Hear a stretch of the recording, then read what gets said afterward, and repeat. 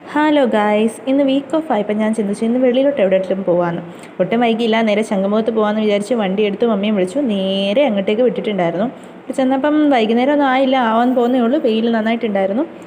ആദ്യം തന്നെ അവിടുത്തെ ഐശ്വര്യപൂർണ്ണമായ സ്റ്റാച്ചു, അത് തന്നെ മെർമെയ്ഡിൻ്റെ സ്റ്റാച്ചു, അവിടെ തന്നെ നിന്നു കുറേ ഫോട്ടോസും കാര്യങ്ങളും ഒക്കെ എടുത്തു. അവിടെ നിന്ന് ആ ശില്പം എല്ലാം കണ്ടു. അടിപൊളി സംഭവമായിരുന്നു അല്ലേ.